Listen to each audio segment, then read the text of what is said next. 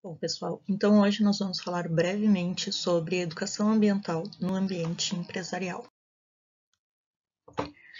De acordo com a Política Nacional de Educação Ambiental, está previsto lá no artigo 3º, inciso 5º, que cabe às empresas, entidades de classe, instituições públicas e privadas promover programas destinados à capacitação dos trabalhadores, visando a melhoria e o controle efetivo sobre o ambiente de trabalho, bem como sobre as repercussões do processo produtivo no meio ambiente.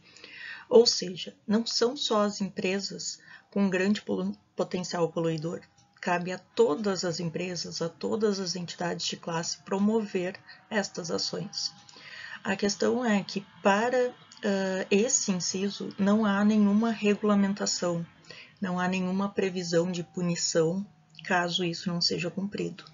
Então, ele não é amplamente difundido em todas as empresas, né? Ao contrário da educação ambiental formal, né? Porque ela é prevista em outras políticas e há formas de fiscalização do Estado sobre a inserção da educação ambiental no ambiente formal de ensino.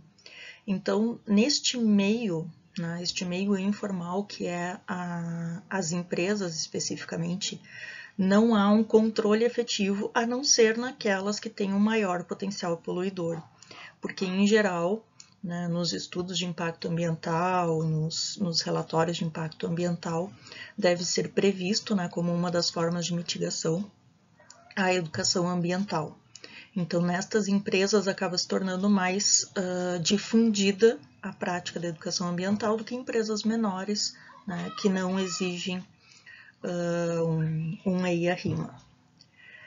Então, está previsto na Política Nacional de Educação Ambiental a educação ambiental em todas as empresas. E esta educação ambiental ela deve ser voltada às atividades que aquela empresa desenvolve. Ou seja, controle efetivo sobre o ambiente de trabalho, repercussões do processo produtivo no meio ambiente. Então, o que aquela empresa faz, como ela faz, que recursos ela usa, qual é o ciclo de vida do produto que ela produz, no caso de uma empresa produtiva. Então, tudo isso tem que ser considerado, né, nessa educação ambiental no ambiente informal empresarial. Para quem é voltada essa educação ambiental? Tá? As empresas elas devem adotar programas e projetos de educação ambiental voltados tanto aos colaboradores diretos e indiretos, né, tanto os colaboradores contratados pela empresa como aqueles terceirizados ou vinculados à empresa de alguma forma, ao público-alvo dos seus produtos e serviços, ou seja, os seus clientes atuais, e também aos seus potenciais clientes, né, que seriam também público-alvo dos produtos e serviços da empresa, assim como a comunidade, o entorno, né, onde esta empresa atua. Bom, e por que promover a educação ambiental nas empresas? Né? Existem vários fatores, além de estar previsto na legislação, né, dentro da Política Nacional de Educação Ambiental. A educação ambiental ela traz vários benefícios para a empresa. Né? Um deles, né, que ocorre em qualquer empresa, né, em qualquer ramo de atividade, é a melhoria da comunicação interna e externa. Além da capacitação dos trabalhadores, né, a melhoria da capacidade crítica e da capacidade dos colaboradores de entenderem o processo da empresa e colaborarem na melhoria desses processos.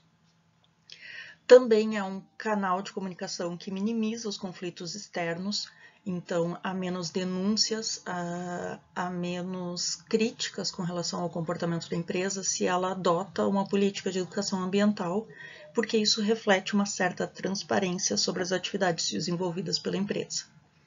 Pode gerar uma economia de recursos, e em geral gera uma economia de recursos pela conscientização sobre o uso adequado dos recursos, né? Então isso acaba refletindo no balanço financeiro da empresa também. Melhora as relações comunitárias, né? A relação da empresa com o entorno onde ela atua, pela abertura desse canal de diálogo, né? A ação de educação ambiental promovida pela empresa, ela acaba sendo também um canal de diálogo da comunidade, do entorno onde ela atua, com relação ao desempenho da empresa, com relação aos impactos que aquela empresa causa naquela comunidade local. Então, isso, por ser um canal de diálogo, ele pode trazer informações para a empresa que ajudam a melhorar os seus processos. Além disso, também é uma estratégia de marketing, tá? Vários ramos de empresa podem atingir consumidores mais exigentes, consumidores que estão mais preocupados com as questões ambientais. Então, isso acaba se tornando uma vantagem competitiva, um diferencial, né, que pode ser considerado no momento da escolha, né, entre uma empresa ou outra, entre um prestador de serviço e outro, ou entre um produto e outro, na escolha dos consumidores. Isso pode ser um fator de peso, né, essa responsabilidade ambiental. Então, é uma estratégia de marketing também, isso agrega valor ao produto e pode ser parte de um sistema de gestão ambiental, um SGA, né, que pode levar a uma ISO 14000, pode levar a uma imagem diferenciada da empresa a nível não apenas local ou regional, mas a nível nacional, a nível internacional, né? Então, pode alavancar, né, o ramo, a atividade da empresa a outro patamar. E como, em geral, se implementa a educação ambiental nas empresas? Tá? As principais técnicas utilizadas para a educação ambiental nas empresas são palestras, aulas e cursos, né, sobre temas variados, em geral relacionados ao sistema produtivo da empresa, ou atividade, o ramo de atividade da empresa, aos colaboradores, né, diretos e indiretos, campanhas sustentáveis, como, por exemplo, tenha o seu próprio copo, sua própria xícara de café para reduzir, né, o uso de descartáveis, incentivo à coleta seletiva, redução de impressão dentro da empresa. Então, são várias campanhas sustentáveis que, embora sejam pequenininhas, né, desliga a luz ao sair, elas acabam criando uma conscientização ou criando hábitos que esses colaboradores levarão provavelmente aos seus ambientes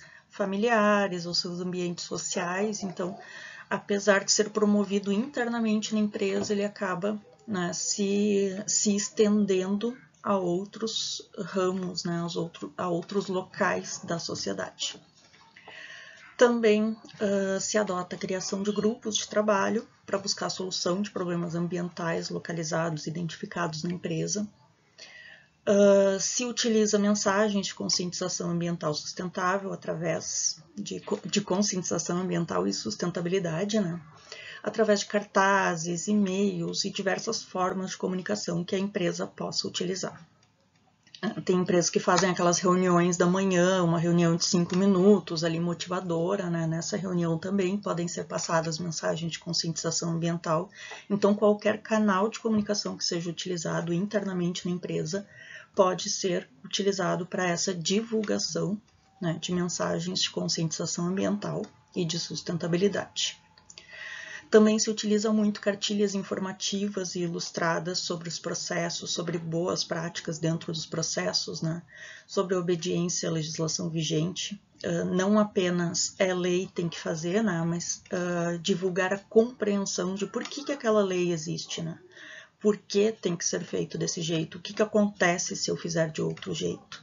O que acontece com o meu emprego, com a minha empresa ou com o lugar onde eu vivo? Então, essas cartilhas informativas, elas são uma ferramenta bastante útil, principalmente se ela tiver esse layout, né, mais atrativo para que, né, esses funcionários, os colaboradores, façam realmente uso, né, consultem realmente esse material. Além disso, se adotam algumas reformas, né? Pode ser adotado algumas reformas ou algumas melhorias na infraestrutura da empresa, como, por exemplo, reformar um banheiro, né, para reduzir o consumo de água, reformar escritórios, salas, para melhorar o aproveitamento da luz natural, fazer reformas que aproveitam, que retêm mais o calor ou que dissipam mais o calor, dependendo da atividade da empresa ou do local onde a empresa atua, para reduzir o uso de ar-condicionado. Então, são várias práticas, né, várias reformas que podem ser adotadas também nessa melhoria dos processos e que resultam numa redução de custos, né, uma redução de uso de recursos por parte da empresa. E também são estabelecidos, né, indicadores ambientais e metas, né, o que a gente quer fazer, em quanto tempo a gente quer fazer, até quando a gente quer fazer, né. E, em geral, assim, premiar, né, ou gerar uma forma de recompensa aos colaboradores que alcançam essas metas, né, aos setores que alcançam essas metas.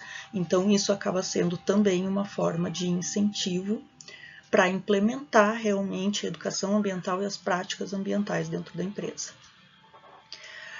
Ao estudar várias empresas, principalmente do setor produtivo, o Almeida chega à conclusão de que estas práticas adotadas, em geral, elas não possuem, né, nas empresas brasileiras, essas práticas adotadas, em geral, elas não possuem um referencial teórico, metodológico adequado para essas práticas de educação ambiental.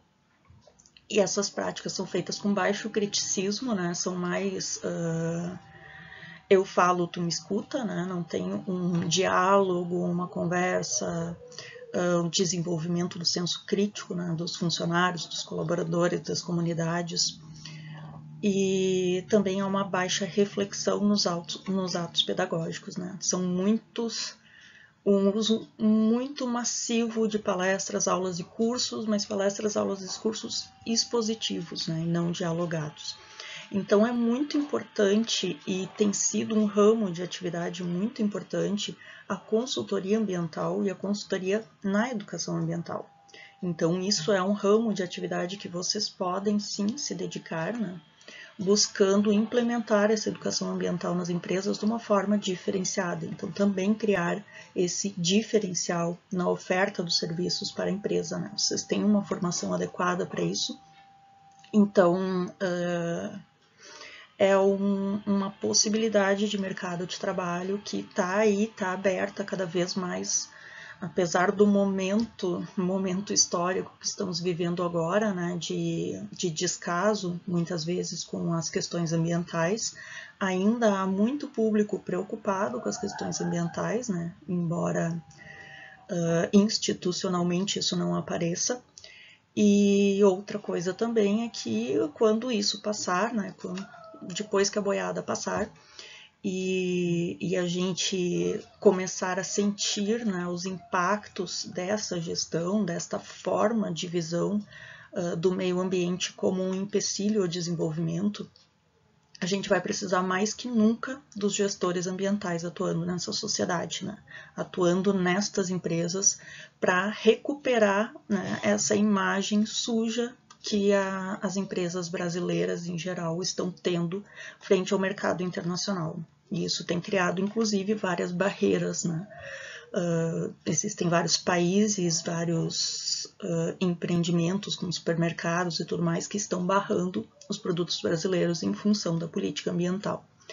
Então, a gente vai precisar mais do que nunca de vocês, gestores ambientais, para melhorar essa imagem, né, ajudar as empresas a implementarem práticas que melhorem essa imagem ambiental que existe aqui.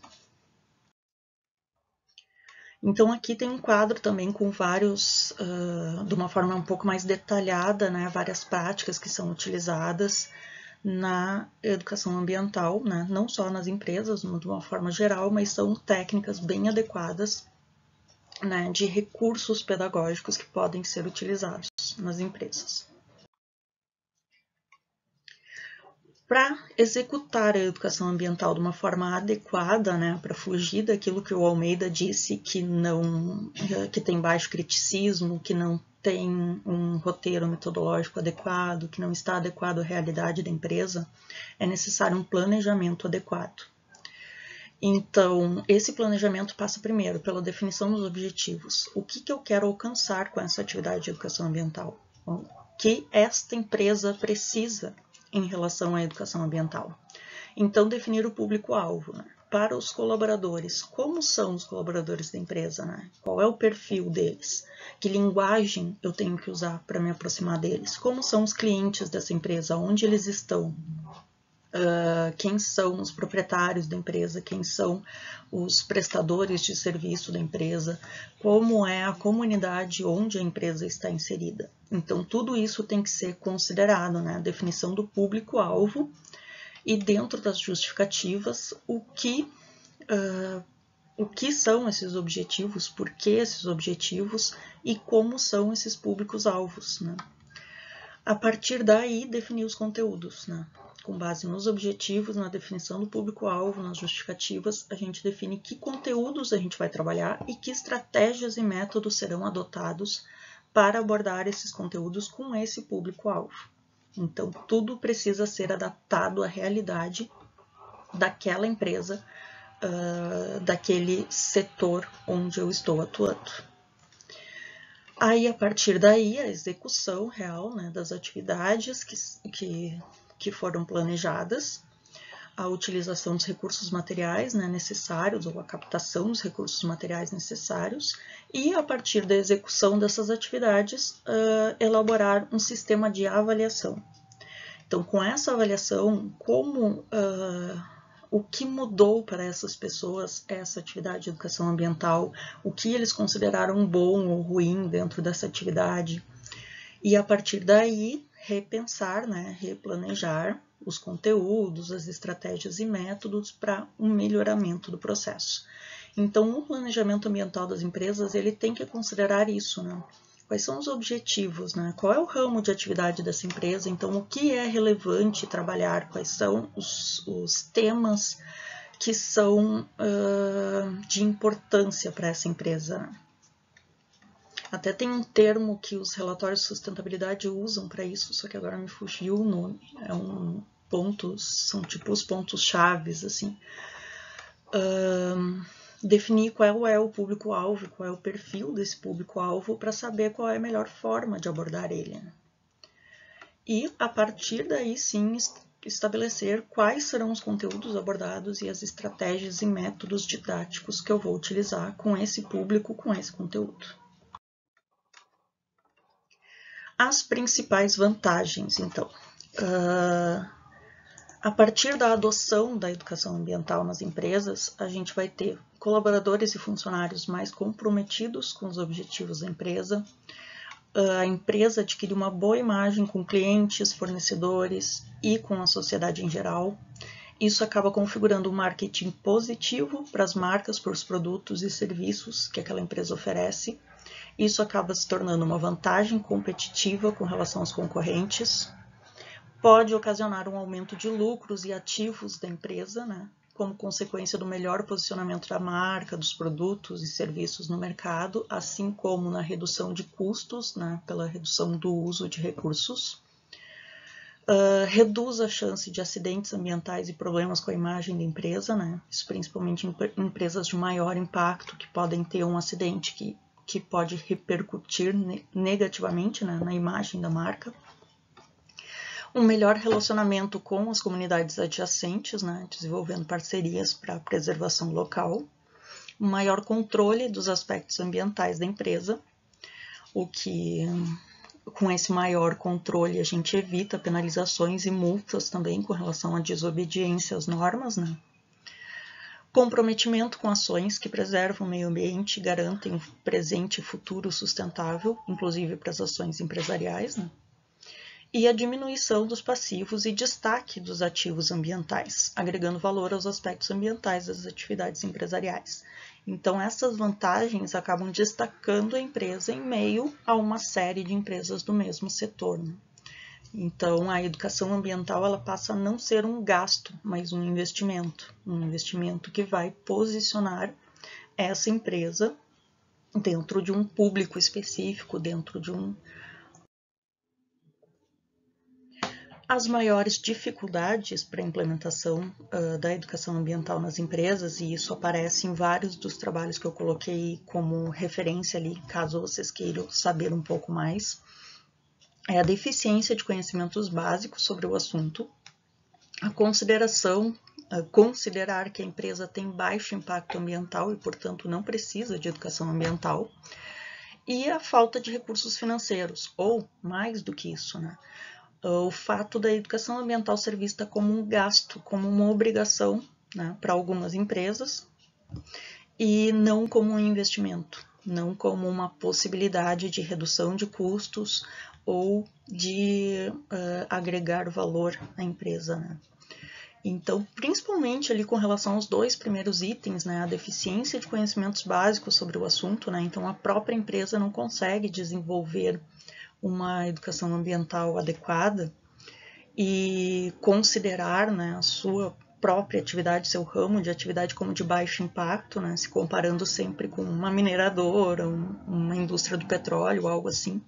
Então, isso acaba tornando uma ótima oportunidade de mercado, né, essa oportunidade de consultoria em educação ambiental ou assessoria em educação ambiental, que acaba se tornando uma oportunidade. Então, a empresa contrata um pacote de serviços para realizar a educação ambiental no local. Bom, a educação ambiental ela tem um papel muito importante quando a empresa deseja adquirir uma ISO 14001, por exemplo, né, uma certificação de qualidade ambiental. Então, a política de educação ambiental ela é imprescindível no caso da empresa querer obter essa certificação. E por quê? Porque a gestão ambiental da empresa ela só vai ter sucesso se os funcionários estiverem comprometidos, se os funcionários tiverem consciência daquelas questões ambientais, né? Se os funcionários estiverem atentos ao melhoramento dos processos. São eles que veem os processos, né? Pelo menos no setor deles, eles estão enxergando o que acontece todo dia, eles estão enxergando os resíduos que uma máquina produz todo dia, e eles, né, tendo essa visão crítica, tendo essa formação adequada, eles conseguem apresentar soluções, né? Como tem muito mais cabeças pensantes, é muito mais fácil o surgimento de uma solução criativa para algum problema enfrentado pela empresa. E também levar a educação ambiental aos funcionários vai fazer com que eles trabalhem de forma ética, de forma responsável, de forma crítica em relação ao meio ambiente, obedecer à legislação ou até ir além disso, né, fazer mais, né, pela gestão ambiental da empresa e, portanto, né, seguir essa política necessária à certificação ISO 14000. Então, aqui está o exemplo, né, o sistema de gestão ambiental, que tenta equacionar essa complexa relação das organizações com os recursos, com as pessoas e a necessidade, né, de comprometimento de todos os elementos da organização para que essa equação funcione de uma forma fluida, né? Outra questão que tem sido muito abordada, principalmente para grandes empresas, né, empresas que têm acionistas, coisas assim. Um novo conceito que tem sido abordado é o conceito ESG, que é de sustentabilidade social e governança. Por quê? Porque as empresas que têm uma agenda proativa nesses três elementos, né, nesses três pilares, elas são mais sustentáveis e, portanto, são mais estáveis. E por isso elas refletem menor risco ao investidor. Então, os investidores, né, principalmente para essas empresas que têm ações e tudo mais, os investidores, eles têm mais confiança numa empresa que possui, né, uma transparência com relação à sua sustentabilidade, à sua responsabilidade social e à sua governança corporativa, né? A sustentabilidade é refletida pelo comprometimento com a redução da pegada ambiental. E alguns exemplos é a atuação na gestão de resíduos, comprometimento com a redução de emissões de CO2, a redução do consumo de recursos naturais e, inclusive, a disseminação da educação ambiental. Porque a disseminação da educação ambiental proporciona todos os outros. Então, eu estou abordando aqui a questão da ESG, porque dentro da ESG está prevista a disseminação da educação ambiental. E além disso, né, os outros pilares são a responsabilidade social, que é o impacto positivo na sociedade, no contexto onde está inserida, e nisso também a educação ambiental pode colaborar, né? Mas em geral, né, são colocados como o apoio da educação na sociedade, a promoção da diversidade e inclusão social, os investimentos na saúde e segurança dos stakeholders, né, das partes interessadas na empresa, e o apoio a causas sociais. Nesse aspecto eu quero ressaltar, tá? Inclusive na UERGS a gente chama a disciplina de educação para a sustentabilidade para ter certeza de que vai englobar a questão social e ambiental, né? Pelo menos foi essa justificativa utilizada no momento da criação da disciplina. Mas se vocês abordarem, se vocês lerem com atenção a legislação e o próprio conceito de educação ambiental, né, que é colocado nos meios, em todas as discussões, a educação ambiental não reflete apenas o meio ambiente, mas as questões ambientais e sociais relacionadas ao desenvolvimento econômico. Então, o nome, o conceito educação ambiental incorpora a questão social, da responsabilidade social. E a outra questão, que é a mais antiga, a mais difundida, né, nessa questão das empresas e de confiança, né, confiabilidade das empresas, é a governança corporativa, né, um conceito mais antigo já considerado, né, pelos investidores, que são as questões que evitam abusos, ineficácia na gestão da empresa e que exigem transparência, né, na colocação da equidade, da prestação de contas e a responsabilidade da empresa, né, a responsabilidade financeira da empresa. Então, dentro desse conceito ESG, que tem sido um dos mais utilizados por investidores, principalmente para escolher aonde investir, né, tem sido um fator de segurança das empresas, a educação ambiental entra com bastante força, tanto no pilar da sustentabilidade como da responsabilidade social. E por que isso? Por que eu estou falando ali em ISO 14000 e ESG? Tá? A ISO 14000 nem tanto, mas o ESG tem sido uma prática cada vez mais adotada justamente para evitar essa coisa que apareceu aí ultimamente, que é o greenwashing, ou seja, a maquiagem verde, né? Que é a prática de promover programas ambientalmente responsáveis para tirar a atenção das atividades degradantes que aquela empresa desenvolve. Como, por exemplo, uma empresa de reflorestamento de pinos que causou um desmatamento, um impacto ambiental muito grande em determinada região, e investe em pesquisa e educação ambiental em outra região onde ela não tem atividade. E aí ela divulga, diz, nós investimos em melhoria da qualidade ambiental e coisa e tal, mas melhora a qualidade ambiental num local, né, pontualmente, e degrada uma área muito maior. Né? Então, esse termo que ele é utilizado em português, né, mas é trazido da língua inglesa, ele é utilizado quando a organização transmite à opinião pública uma imagem de que é responsável ambientalmente, né, que é ecologicamente responsável nas atividades, mas a sua atuação final ela é contrária a esses interesses, né, ambientais e os bens coletivos. E a educação ambiental ela é uma ferramenta importantíssima contra o greenwashing. Né? A educação ambiental ela cria um criticismo, um comprometimento dos colaboradores, ela bem feita, ela cria um criticismo, um comprometimento dos colaboradores que se tornam práticas reais. Né? Eu disse não tanto a ISO 14000, porque o que acontece muitas vezes, né? A empresa faz a preparação para a ISO. Né? Vai ter auditoria amanhã, faz aquela limpa, aquele mutirão para preencher todas as planilhas, para manipular os dados, para sumir com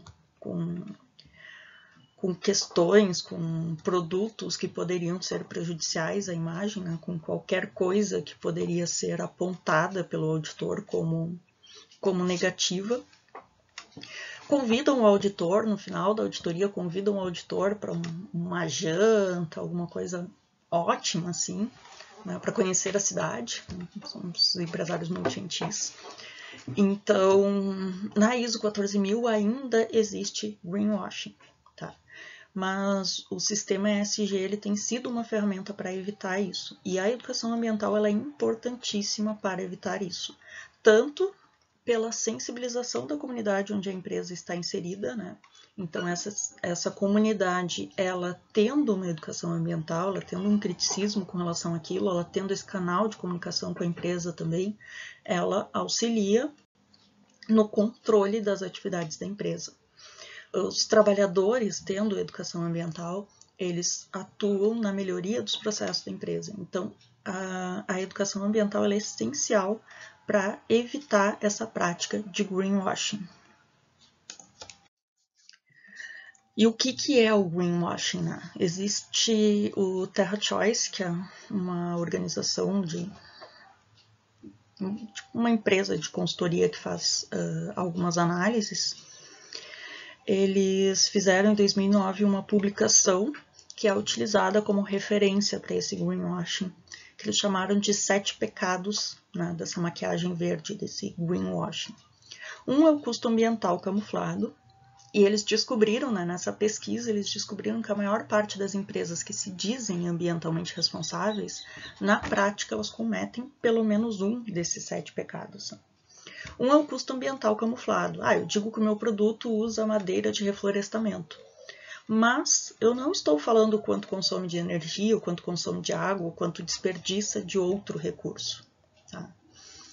Então, eu rotulo o meu produto de acordo com uma característica que é ambientalmente interessante e ignoro todo o resto, ou escondo embaixo do tapete todo o resto. O outro é a falta de provas, né? Anunciar um benefício ambiental sem nenhuma comprovação disso, né? Sem nenhum dado que sustente isso.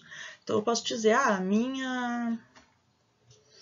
o meu produto é o mais sustentável, né? O meu produto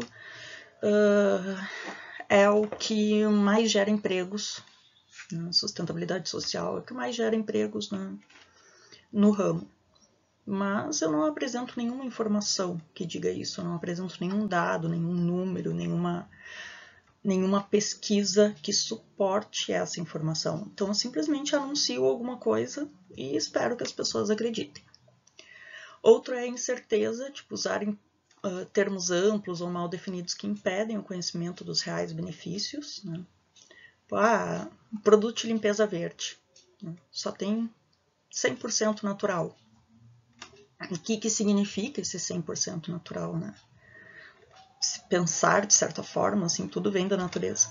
Tem uma piada dos Simpsons que diz que eu não lembro agora qual é o ramo da empresa, mas digamos assim, uma empresa de jornal que diz, os nossos jornais têm uma certa porcentagem de papel reciclado. E aí a Lisa pergunta, mas qual é a porcentagem? Eu digo, zero também é uma certa porcentagem. 0% também é uma certa porcentagem. Então, esse é mais ou menos esse pecado da incerteza, né? Dizer alguma coisa de uma forma vaga ou ampla, usando principalmente os termos sustentabilidade, tem sido um termo muito mal empregado, né, que acaba perdendo sentido nessa questão. Outra é a irrelevância, né, afirmar algo que é tecnicamente verdade, mas que não é um diferencial, né. Ali está o monstrinho ali da maquiagem verde, né, colocando uma plaquinha, né, diz, árvores verdes. Uma coisa assim, não é um diferencial. Um exemplo disso é, por exemplo, o CFC, né? O CFC não contém CFC. Sim, o CFC está proibido já faz décadas, né? Qual é a relevância de escrever que aquele produto não tem CFC? Isso não está mais que cumprindo a tua obrigação, sabe? Outra é a técnica do menos pior, né? Comparar com outros produtos da mesma categoria, buscando o status de, mas eu pelo menos sou melhor do que aquele, né? Mas considerando que toda a categoria age de uma forma inadequada. Outra é a mentira, né? Promover anúncios afirmando algo que não é verdadeiro. O meu produto é verde, mas na verdade tem várias coisas tóxicas ali. Ou, o meu produto é 100% natural, mas na verdade não é. E o outro é o culto a rótulos falsos, né? Adotar rotulagem, né? Certificação, aderir a certos rótulos, né? Não é uma certificação, aderir a determinados rótulos que são fornecidos ou por terceiros ou que são criados pela própria empresa, afirmando algo que não tem nenhum controle, né? Não é um sistema de certificação adequado que realmente diz que aquele produto tem aquelas características, né? Então, esses rótulos falsos são concedidos por terceiros, mas que de fato não existem. Então, são rótulos que passam a impressão de confiabilidade daquele produto, mas na verdade não é confiável. O próprio rótulo não é confiável. O exemplo mais clássico de greenwashing, né? A Vale do Rio Doce, aqui no Brasil.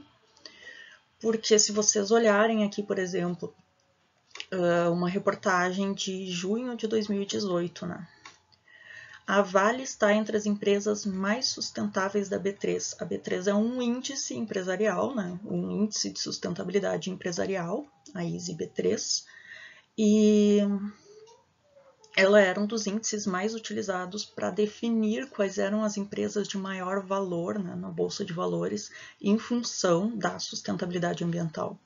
Então, em 2018, ela estava entre... em 2018, a notícia é de 2018, né, mas a carteira vigorou de 7 de janeiro de 2019 a 3 de janeiro de 2020. Em janeiro de 2009, teve o rompimento da barragem de Brumadinho. E antes disso, antes dele entrar nesse ranking, já havia acontecido o desastre de Mariana, né, que destruiu uma bacia hidrográfica inteira, né, um impacto ambiental gigantesco e que não tem previsão de solução, um impacto social gigantesco que não tem previsão de solução. Então, mesmo com a tragédia de Mariana, a tragédia de Brumadinho, a Vale estava entre as empresas mais sustentáveis do mundo. Isso é o greenwashing mais escancarado possível, né? Depois dessa carta, claro, ali depois de janeiro de 2020, a Vale foi retirada, né, da lista das empresas sustentáveis, obviamente. Mas, de qualquer forma, apesar dessas duas tragédias, a Vale estava com suas ações valorizadas como uma empresa sustentável, né? Então, apesar de tudo o que tinha acontecido. E ela foi indicada depois de acontecer Mariana, então precisou acontecer uma segunda tragédia igual à primeira, precisou ter evidências de que ainda outras barragens correm o risco, outras barragens da mesma empresa correm o risco de ter o mesmo fim, né, de promover tragédias iguais, para que ela finalmente fosse tirada, né, dessa lista de empresas mais sustentáveis. Então, assim, aconteceu muita coisa em 2020, né? Em 2020 a Vale foi tirada da lista e o índice ISE perdeu muita confiabilidade, tá? Mas isso é um exemplo clássico de greenwashing, né? E a ISE perdeu confiabilidade justamente por não ter esse filtro do greenwashing, né? Os parâmetros que ele usa não filtram o greenwashing. Então, por isso que o ISE, né, esses índices de sustentabilidade estão perdendo força e o ESG está ganhando mais força na Bolsa de Valores.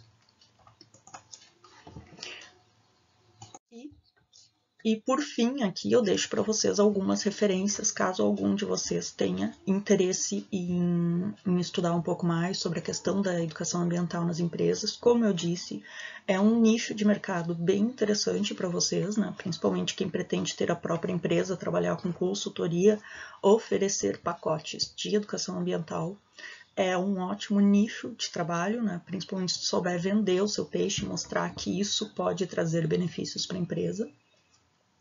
E então aí tem uma lista de referências, né? Inclusive um bem recente ali, o da Barbieri, Barbieri Silva, que é a Educação Ambiental na Formação do Administrador, né? É um livro em formato digital, que foi lançado agora em 2020, e ele fala bastante dessa questão, né, da importância da educação ambiental dentro do ambiente empresarial e como o gestor tem que trabalhar essa questão da educação ambiental dentro da empresa. Então é um livro super interessante para quem quer aprender mais sobre o tema.